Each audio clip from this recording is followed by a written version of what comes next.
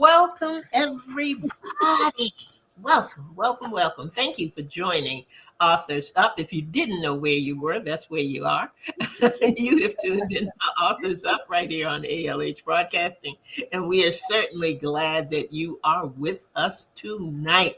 We have a very special author that we're going to be talking to, and he has written an incredible book that we are going to be talking about, and we just can't wait to pull you into the conversation because it's going to be a very, very special night for us. But right now, I want you to meet our co-host, or my co-host, I should say.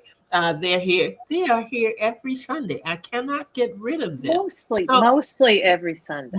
Well, yes. Yeah, for some. For some of us who are, one of them is like kind of all over the traveler. But because we love her as much as we do, we let her come back whenever she's in town. And Not completely distracted by some little 6-month-old little munchkin. And that would be our world traveler. Exactly. London and things on Cecil Street. How you doing, Ruth? Glad that you're here tonight. Doing good. Glad to be back. Yeah, sure. You are.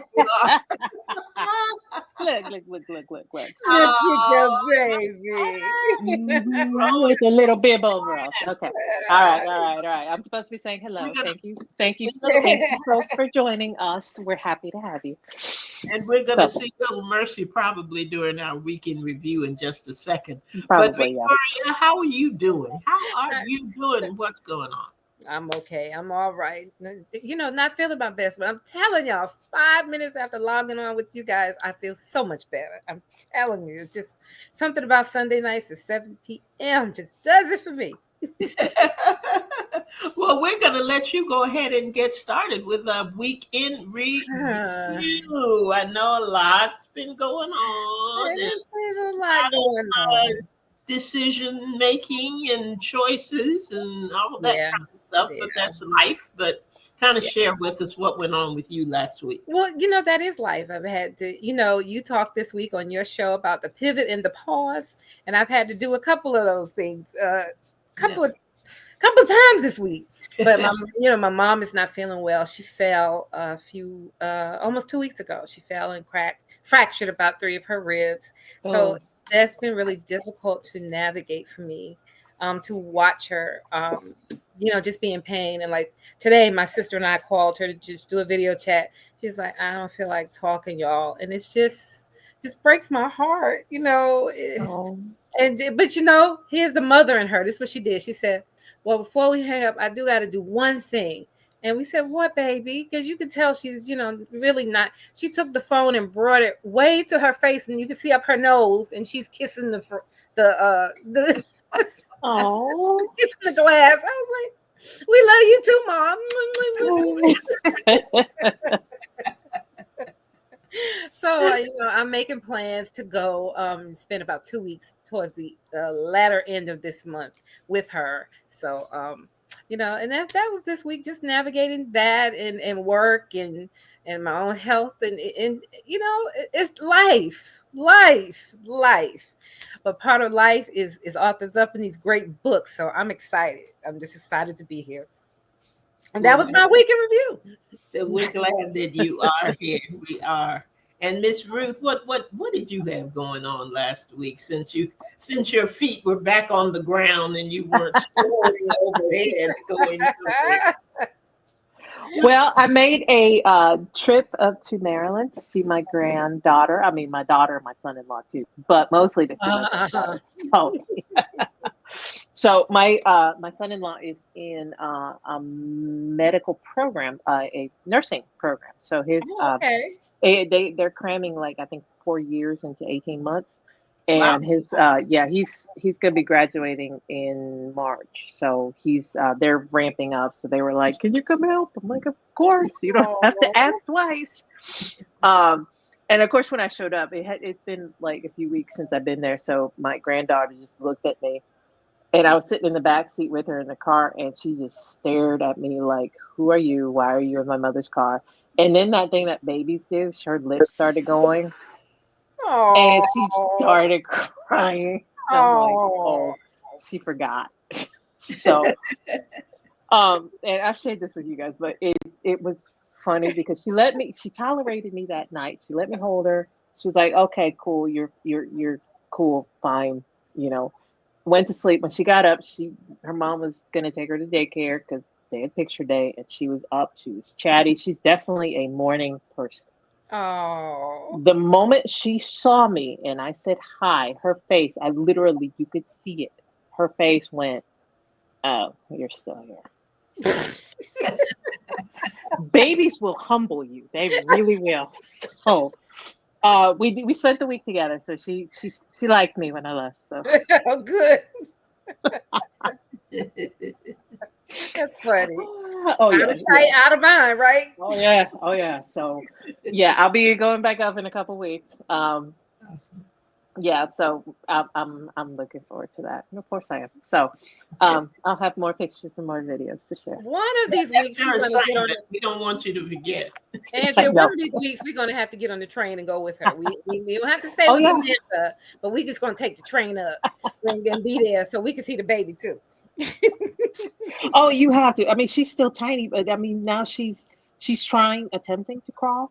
She's at Oh, that stage where she can get up on her hands and knees, but she hadn't yeah, figured out how to coordinate them. right. So she will just like launch herself forward, face first into the ground, but then she'll get up and do that again. So she'll leapfrog across the floor to get whatever she wants, or she'll Wow. like scoot around. So yeah, before you know it, she'll be like full blown crawling and And walking and walking.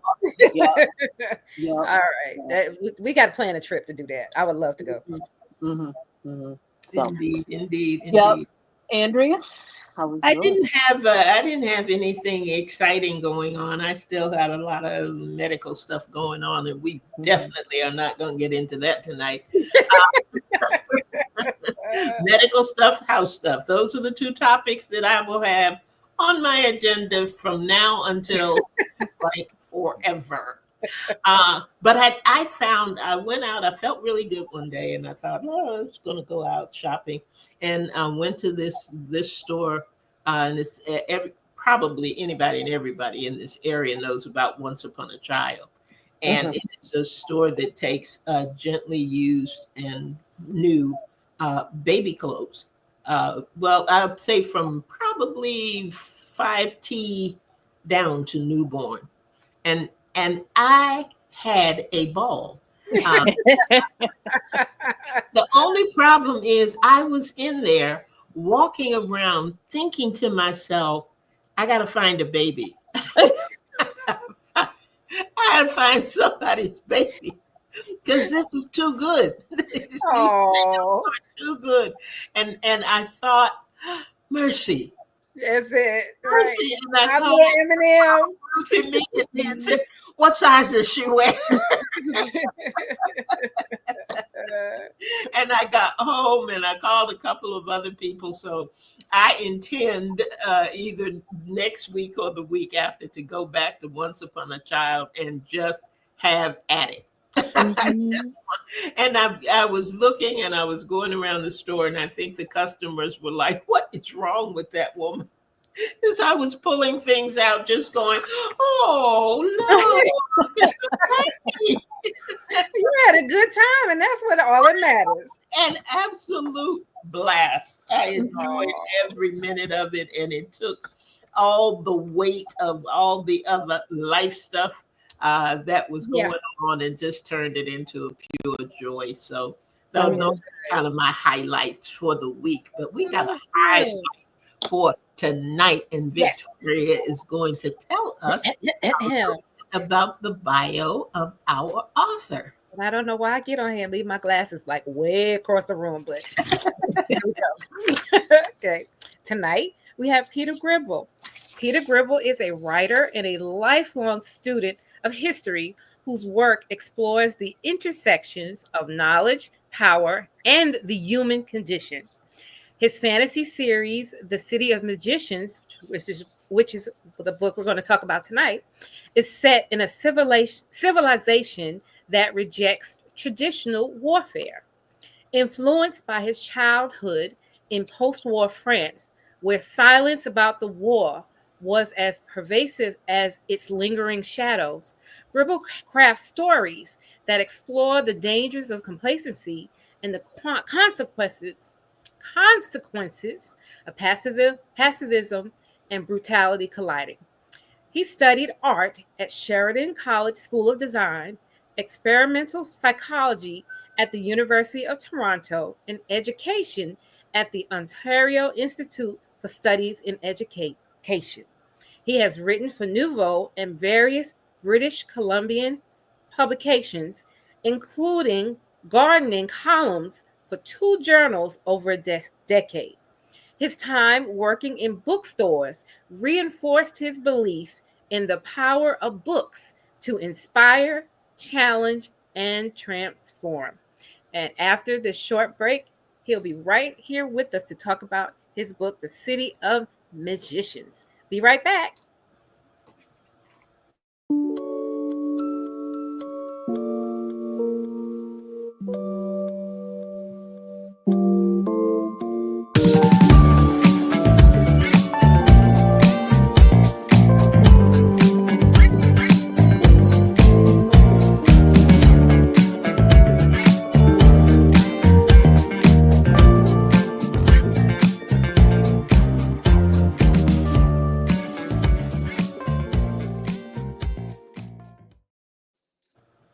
Hi, Well, Peter.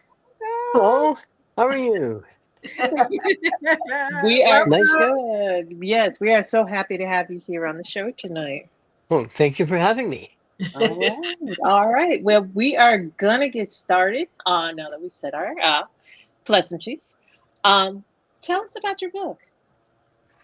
Well, it came from oh, I've written books before, but this one, when I started it, it grabbed me by the throat and threw me to the ground and said, "You're publishing me." Um, and so I have no choice but to agree and supplicate myself to the process.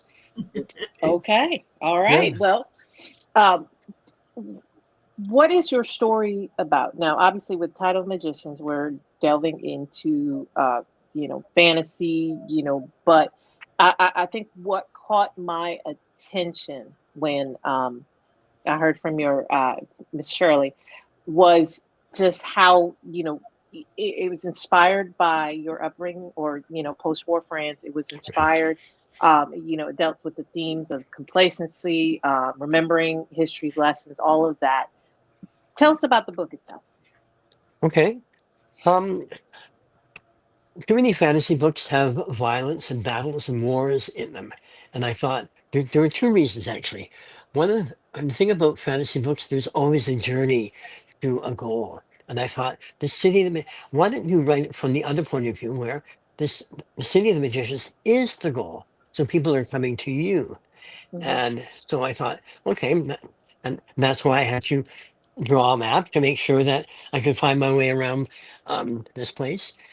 But the second part was to explore something that is seldom touched on in fantasy, um, the waste of war and the violence and the Hmm. and the and that there must be better ways of solving your differences and that sort of thing. And then, as you said, my experience in post-war France, it was the first day of school. I went to my brother and I attended an international school for NATO kids and diplomatic corps kids. Um, so we'd have nothing but French subjects in the morning, and then we'd all divide German, Dutch, Belgian, Canadian. We divide into separate portables, and we learn our own subjects. But Mm. um, but the thing I was told the very first day by my mom before I went to school, there was a war, Germany lost. You do not talk about it. So, oh, okay. And but the interesting thing is, in the schoolyard, the German kids did well in class, better than most of us, but they were fairly self-isolating. Mhm. And the curious thing is that I don't think I've ever seen a collective group of more depressed and embarrassed kids. It was very interesting. They did not fraternize. Um, Wow. a- Wow. and because we weren't allowed to discuss it, we just okay, and that was it. But the revelation came the following summer. We traveled to the Normandy landing sites, and there's a large war memorial system in that part of France.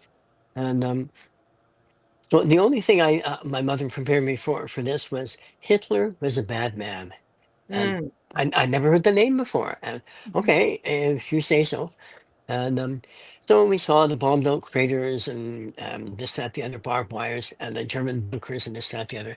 We climbed down the cliffs to the D-Day landing sites and all that sort of stuff. And then the thing that got me was the cemetery. Wow. Thousands of little white crosses, all identical, Wow. going to the horizons. And I was just, oh my goodness. Um, and my mom was trying to exercise my feeble little math skills, saying, and how old was this one when he died? Um, and the numbers always ended in 1941, 42, 43, 44, whatever.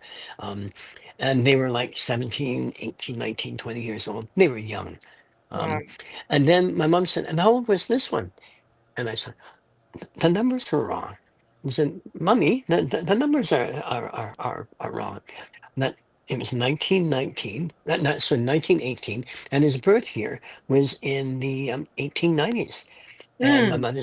And my mother said, that's because he died in the First World War. I said, there were two wars in the same place? Uh, Mm. I was flabbergasted into silence. And then we got in the car and we drove off to the Vimy Ridge, which is very important to Canada. It was a horrible, horrible battle where several thousand, I think it was 30,000 Canadians died in the space of several days. Oh Um, wow. but at that point, when we parked, I refused to get out of the car.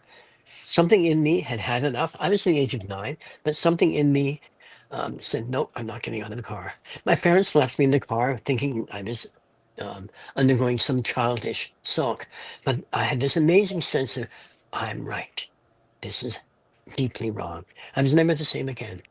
But it Wow. wasn't that it was overwhelming, but it just sat there. And so pacifism was an interesting thing.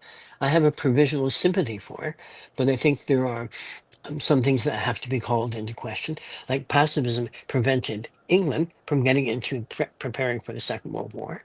Um, and Wow.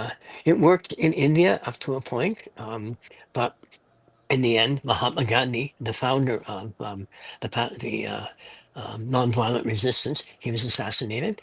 So it's curious how he represented nonviolence, and yet he ended up with a violent man. Right. So, Right. so, so that's the premise of book one. Um, what does a pacifist, egalitarian, nonviolent city-state do to prepare for a barbarian invasion coming in 6 months? They've got a plan. It should work. But the young man who's been fingered to, you're going to educate the barbarian, says, really? No, you made a mistake. That's only half the problem. There's an underground movement plotting to collaborate with the same barbarian. And Wow. what do? So Mhm. that's chapter one.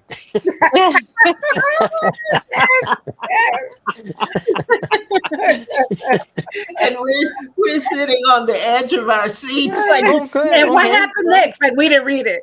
What happened Yeah, next? yeah.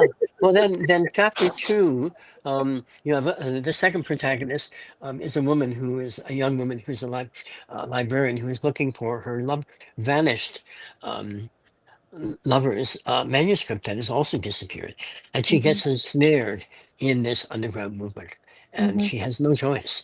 So she buries her integrity, but struggles to keep it alive just within the narrow confines of her conscientiousness.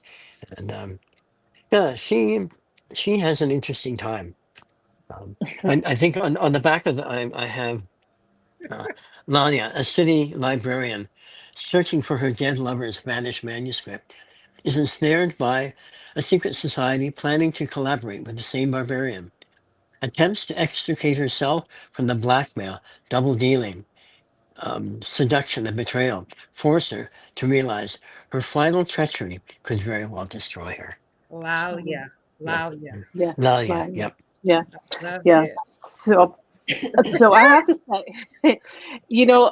and honestly, hearing from you, hearing your backstory, hearing how you describe your book, um, I think it makes it that much more um, interesting. You want to delve more into it. And even with the subject matter, one of our most recent guests also wrote a book on revolution. Mm-hmm. So, Right. and it's interesting because I thought about it afterward, but the flag right above my left shoulder, uh, the black and white one, Oh that is yeah. that is the Puerto Rican resistance flag. Oh wow. Wow. Yeah, Okay. I had Wow. completely forgotten about it until afterward, and I was like, Ah. "No, I got to mention that," um, because I feel like I don't think that it is accidental that all these books are being published now. Hmm. That Oh these are yeah. the words being thrown out there: revolution, resistance, um, Yes. all of this. This is not accidental. So, Yeah. let me ask you what was the timing for this? I mean, obviously, this is not something you cobbled together earlier this year and decided, no, you know what? No. Let me No. just go ahead and publish it now. So, Yep. what It, inspired you to write it and to publish it now? um, I actually started writing it September of 1998. Oh So it's wow. taking, yeah. So it took me, I mean, here's 27 book one. years. Yeah. Well, and book two and book three finally got published 2 years ago. 2 years ago. Today's Wow. 25. So no, it came out in 2024. So book one was 2020. So basically, it took me 20 years to get the thing called. And then it took an additional 5 years to get it edited. And my poor publisher said it was actually one book. And Oh. and my publisher said, "Oh my goodness, this is far too big. Can you not cut it down or divide it somehow?" And then I looked at it, I thought, "Oh my goodness!" And it went through what I like to call a literary mitosis. It went Mhm. through a cellular division. I just say, oh, "There's book one, book two, book three. Wow!" So something that was helping me to say, "I know where you're going. We won't tell you until you get to this point." But it's very interesting that right some writing will sneak up on you and just say, "Oh, surprise! Oh my goodness, this is far better than I had in mind." So Yes. yeah, so yeah, I have to just throw this in. I had told you before we came on the air that I just want to spend 5 minutes in your head because okay, I okay. want to know how did you create these characters in this world? Mhm. What? And it's just mind-boggling to me. It really is. Okay, they become friends. It's interesting how um, Lalia, my second protagonist, and you're introduced to her in chapter two. She took a Mhm. very long to gestate. I didn't know whether she was going to be male or female. I knew Okay. she had various things to do, and then when it finally became okay, oh, she's a young woman. Okay, good. And then, but her name took forever. It took months Really? before her name, and I had several place name, and no, this doesn't work. This isn't her. This went on for months, and when finally her name came, suddenly things like click, click, click, click, click. Click. Wow. Isn't that amazing? It's just wow. It was a wow moment, and it's just yeah, and SAS. I don't know where. I do know where the name came from. And just thought that's weird. It fits. I love languages, and I have dictionaries of many, many languages. Um, I just have to open it somewhere, and oh, SAS. It's the Greek second person plural possessive. And I just said, oh, okay, it works. So, Wow. So yeah. how many So languages do you speak? I have small talk in about 16 languages. Ah! Wow. Yeah, it's small talk. It's very flashy. People assume I'm fluent, and I'm not. But I bet you it's more than hello and goodbye. oh yes, yes. One of the best sentences to learn in any language is, "I don't speak your language very well." Hmm. So Right, so right. so in Cantonese is "Vô đề con hua," in my veil. In Farsi, um, um, uh, "Man Farsi hu balap nistab yek kami." Ah, yeah, In Arabic is "Ana batkalim Arabi shwaya Okay, shwaya shwaya." okay, okay. Yep. German, my Deutsch is nicht so gut. Ich muss das über. Right. Anyway, and on and on. So, But you Yeah. didn't make a language for this book. oh yeah, yeah. But and also a writing system because I decided not they didn't have an alphabet that they are still working on their Yes. pictorial character past, but they realized this is very slow, so they've truncated it, and they now call it instead of the glyphs, they call it quick glyph. So they're getting closer and closer to an alphabet. All Nice. right. Yeah, Nice. yeah. I'm sorry, Ruth. Sorry, Ruth. You're fine. All right. So now that we're on that subject, let's talk about the world building. And this is we had to cut our conversation short right before we got on because and I mentioned finding out Tolkien took over a decade to write Hmm. Lord of the Rings because he spent most Yep, of that time world building. yep. I've purchased a couple books just to learn how to do that because this is not Right, something that you can throw together a month right, before you start writing. right. You have to Yeah, build it out, and there are some yep. things in this books that you didn't think about, but yes, you have to think about if you're going to create this world. So it's not just about let me create the characters. What about the world? Well, I'm glad you had the Book of Magic, the one that you have there. Yes. Um, the system of magic is based on very real things from various cultures. One of them is Polynesian, and in order to get things to happen like magic, um, they have something called intents and purposes, like the intent, um, and of course they have a whole canon of literature because this culture has been going downhill. Hardly anyone practices it anymore, but they're going to get a shock that, oh, maybe wait a second. What does it say in this, that, the other? So I studied Turkish, Nigerian, Polynesian, and a few other magical traditions. And there's an Egyptian, ancient Egyptian. They talk about they may have 5 different types of bodies. I reduce it to 3. The Hawaiian system is called kahuna. Kahuna Mm. means the hidden, and they use various terms, but I decided to create my own. And that if your body, heart, and mind are brought together, then things will happen. And they talk about instead of spells and incantations, they talk about may your desires manifest as desired or as your intent. Hmm. So they do have so are you having fun creating your own Yes. magical system? I You am got to practice. actually. And Yeah. you got to So practice it. Oh, this does work. Oh, hey, great. I'll put this in the book. Great. Yeah. no, Yeah. and see that's the other part too, because you're obviously your inspirations may have come since you started in 98 before the explosion of the internet. Your inspirations may have come from a movie, that may have come from something that you've read. Now it's from social media, now it's from something you come across. So, and it's just what I'm discovering is that all of these little ideas, that all of every tidbit of information that you come across, you go, oh, Mhm. wait a minute, I can use that for my book. And then you start writing down Absolutely. all of Yep. these. And now I have only, I'm on my fourth notebook, but you Mhm. have a few more. Yep. Right. Right. Um, I carry this around with me. It slips into a back pocket really well, and I Gotcha. carry it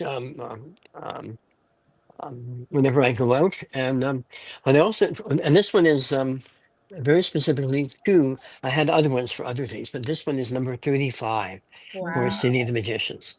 Yeah. Um, I don't know whether the camera can pick that up, but this is a shorthand that I developed in school just to be able to take verbatim notes. Wow. Um, Okay. I think yeah. you need to take it back when you said to me earlier that there was nothing in your head. You, you got to Oh take no, that. no. There's a lot of space there, and it's the No, but okay. there's a lot of stuff that's taking up that space. You got to take that back. Yep. Okay. Okay. I probably need to purge or do some house cleaning or something. Right. Yeah. Oh my Well, goodness. well. So most of my stuff comes from reading books, and preferably Mhm. things that are.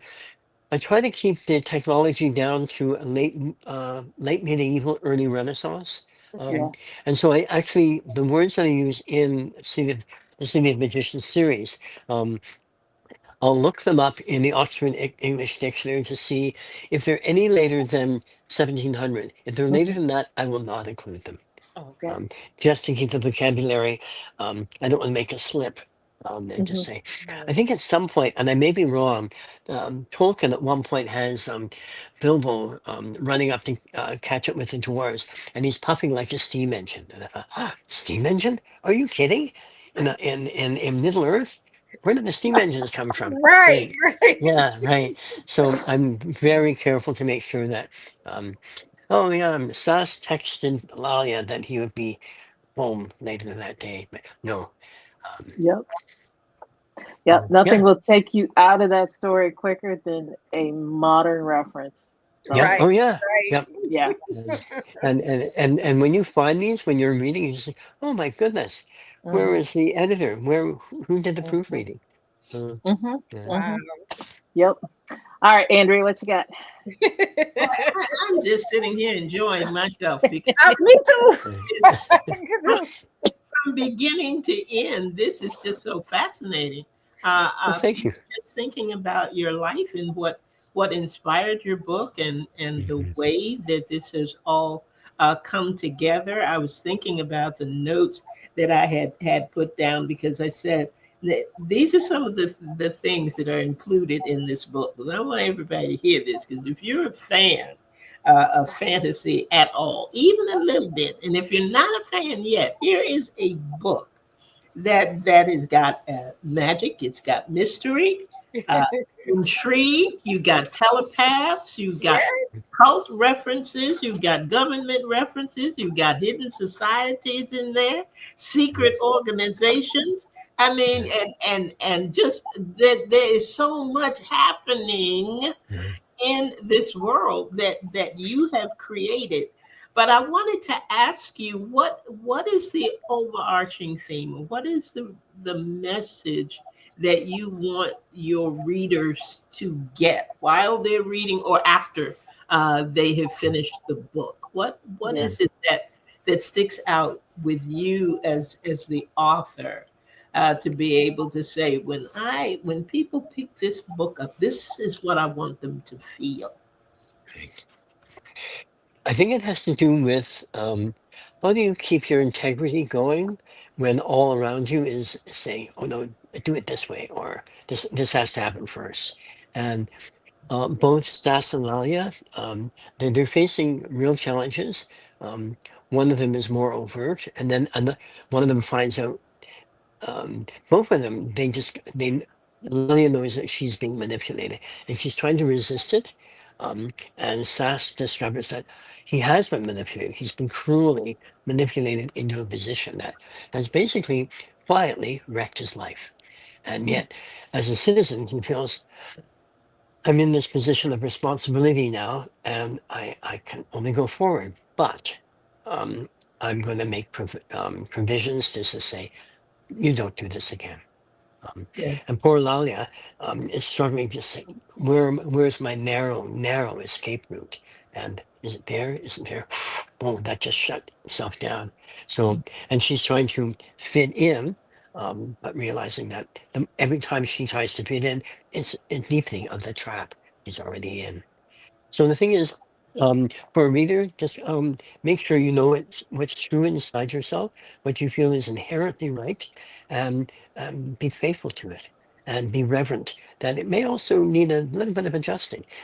Yeah, That's wonderful. That's yeah. beautiful. That's beautiful. Thank you. I want to Yeah. ask you to do something too that we have started doing with our authors, and Okay. we would like to. I when I watch you, not just listen to you, but when I watch you talk about your book, the animation and the passion with which you do that, just brings the story to life in a different way than than happens when we are just reading it.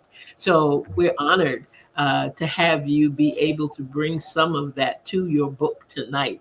And right before Okay. we came on the air, we asked if you would just pull out a small excerpt and just read to us, Peter. Uh, Okay. Portion of the book that you would like for us to hear in your voice. Uh, Okay. Thank Go you. ahead. So this is book one. Uh-huh. It actually won a gold medal for the best literary fantasy at the Book Fest last year. Oh, Oh, nice. Yeah, congratulations. thank Amazing. you. Book two also won the same prize this year. So we'll see what happens. Maybe book three might win the third one. It'll be a grand slam. That would be great.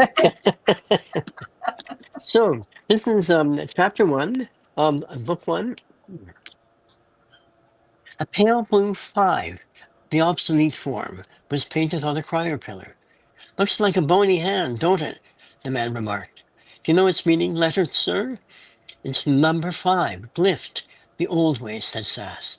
Not used in generations. A young girl volunteered. Seen it in other places, too. Other places?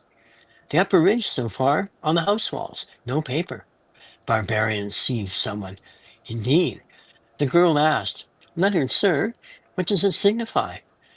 Afraid I don't know, but thank you for showing me. Unusual, isn't it? I'll let others know.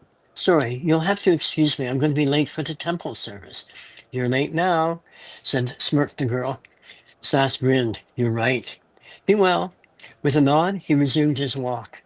He was followed by a second five, splashed on the east wall of Nethua House, then further on by another, more rushed than the last. In the distance, another blue five, large and illegible, lured him toward the temple. He shivered. Ooh, ooh, Hmm. ooh. I love it. I Thank you. love it. Absolutely Thank love you. it. I want to ask you one other thing. We know that as you're writing, a lot of times that you may start in one direction. But as the story progresses, there may be some things that change. There may be some things that are adjusted a little bit. But I wanted to ask you if there was a character that kind of started in one direction for you, but may have changed as the story itself evolved, or did most of them kind of stay true to plan? Um, Most of them stayed true to plan, but some of them deepened as I was writing specifically about their reactions and whatnot, and their traumas and their survival instincts.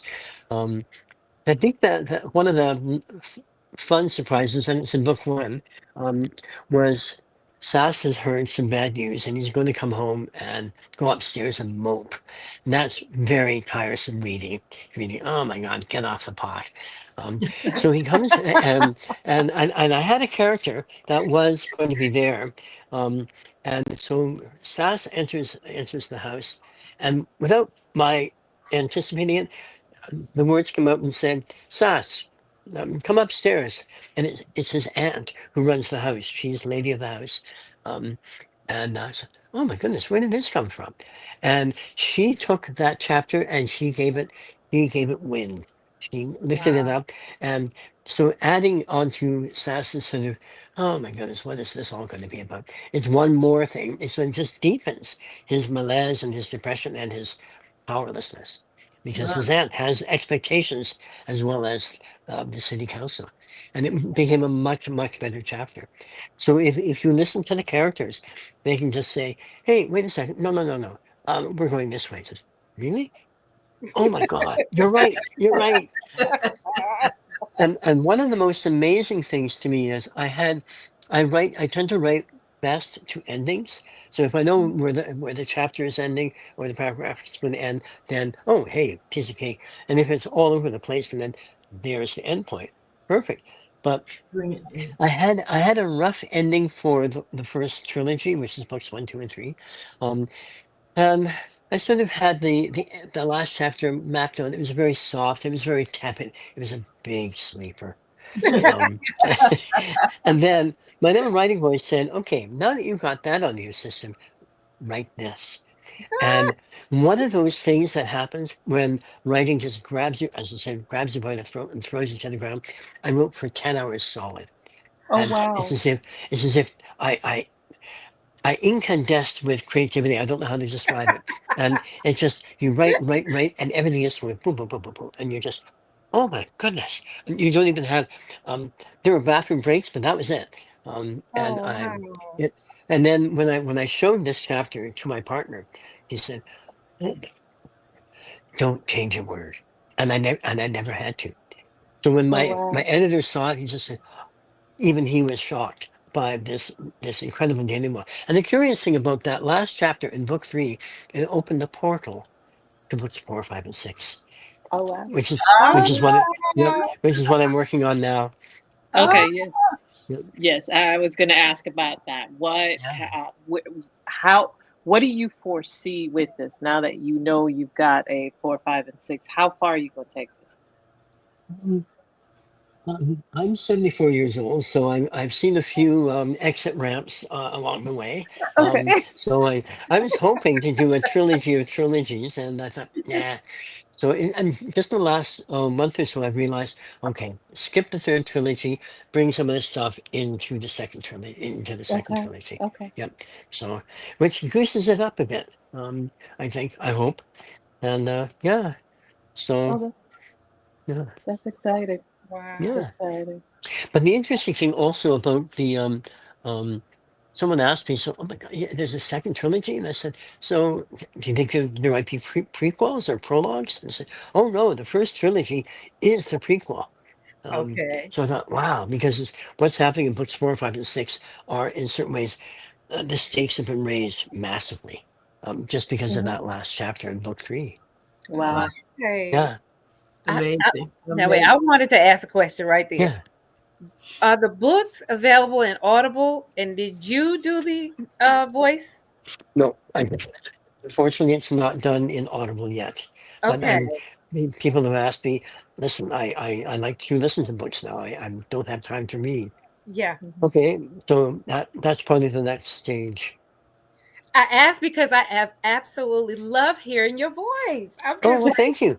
Thank you. keep reading, keep I'm talking in any language. okay, Go ahead. okay, okay. Je peux parler français aussi. Je peux parler français avec un accent plus ou moins parisien.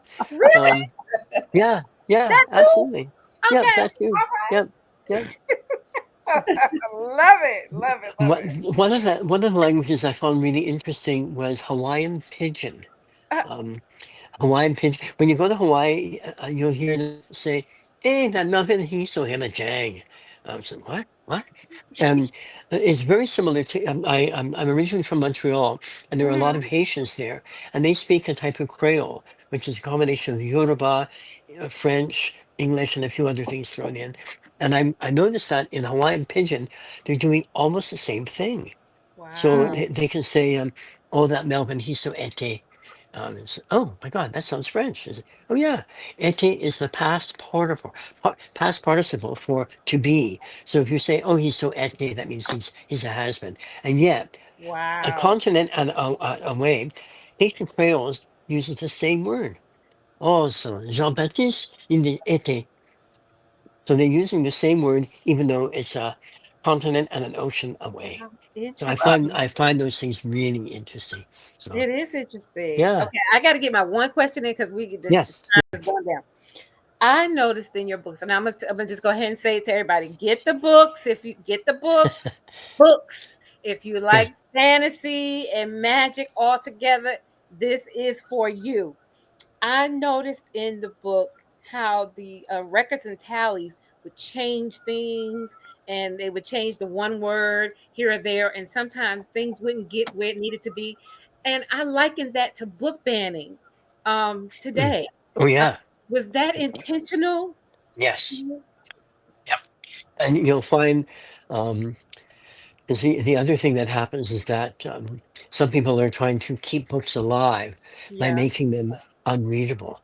Because if you Mm, take a look at the pages and just hold it up to the light, oh my God, there's writing behind there. And they discover these are banned works. So wow. there's a sneaky someone or other, i.e., the fifth school. Um, um, and that's the symbol of the fifth school. That's the Yes. number five. So. Right. Yes. Um, so yeah, they're trying to keep certain things alive and certain things suppressed, but not Mhm. entirely inaccessible. But yeah, because they know that some magic can be turned and twisted, and not only can they, which they call venomous. The word evil, you will not find the word evil there because Mm, they're a bit softer and they realize the world is larger and one less one does not allow what we would call evil to occur. But right. otherwise, you get set off up the valley to a nunnery or a monastery for contemplative correction. So, Right. Mm. so, And so another yeah. thing I noticed about your books was that how the history, if they would remember their history, it would help prevent today's chaos. And I know that had Mhm, to be intentional. Could you talk about that for a little mhm. bit? Yeah, yep. But it also illustrates the fact that they are in decline. That they were magicians. There was a council of magicians, and now Right. it's a council of deliberators. That's a far cry from being able to make things happen according to your intent, purpose, and all that sort of stuff. Um, they're proud of their history, which also feeds into their complacency. Yes, Yeah. we've been around for 1,200 years, and oh, and what do you have to say for yourself? Yeah, tell me tomorrow. So there is there, and that and they also there's social. They're trying to be egalitarian and because their business is based on the pilgrim trade. So Right. there's oh yes, you go here and you go there. And this is where you got the sacred waters and all that sort of stuff. But hey, the glass vials you need to fill, they're expensive and but they're in this market, um, and that's why SAS is very aware of this, and he's quite miffed at the fact that he there is this level of fleecing the pilgrims, and yet at the same time, he's at the pinnacle of the power structure, and it just he finds it very irksome, and yet Wow. his integrity is still forcing him. I've been put in this position, and I have to go forward. But so And this is why we have you come on the show so you can explain it like nobody else. oh well, thank you. Just I absolutely love listening to you talk. How have the oh books been thank you. received? Um, as I said, I got a gold medal for best Yes. literary. The reviews have been good. Good.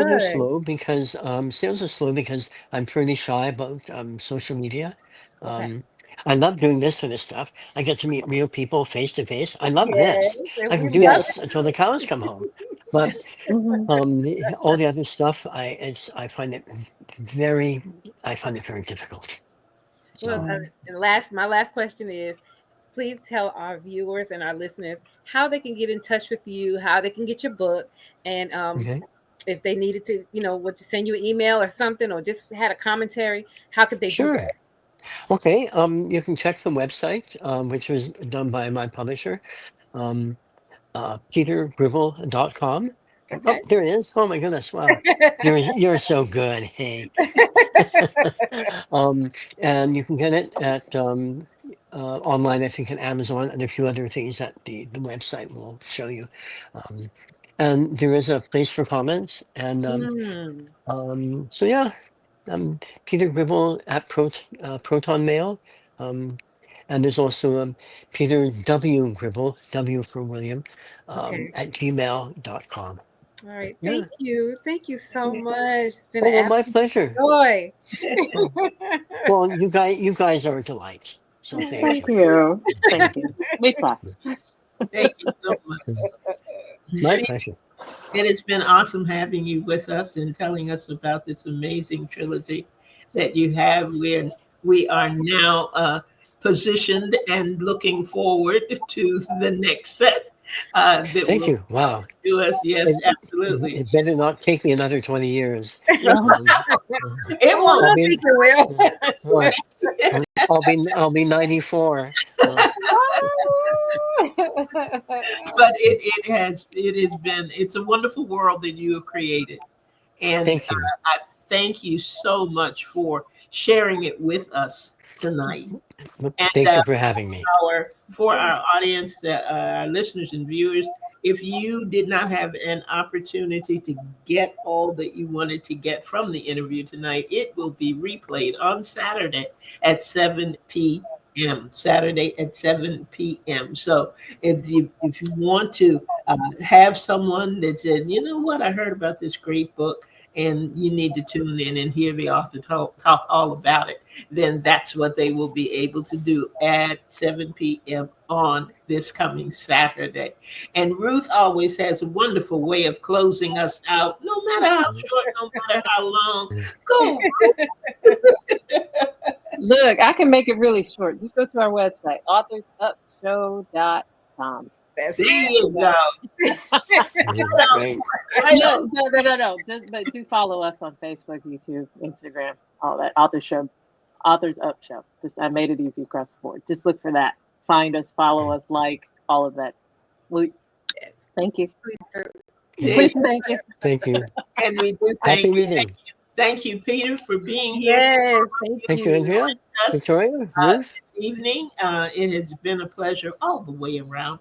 And be Yeah. sure to come back. Put us on your calendar so that you can be sure that you won't miss one thing. Come back and join us on Sunday evenings. We'll be right here at 7 p.m. And you never, and when I say never, I mean never know what's going to happen when you Yeah. join Authors Up. So thank you. Thank you, everybody, for listening, for tuning in. And Peter, best of luck going forward with Thank you. everything that Good you night. Thank do you. in the literary Yes, world. Peter. Good night, Bronze Thank you. Girls. Okay. Mwah.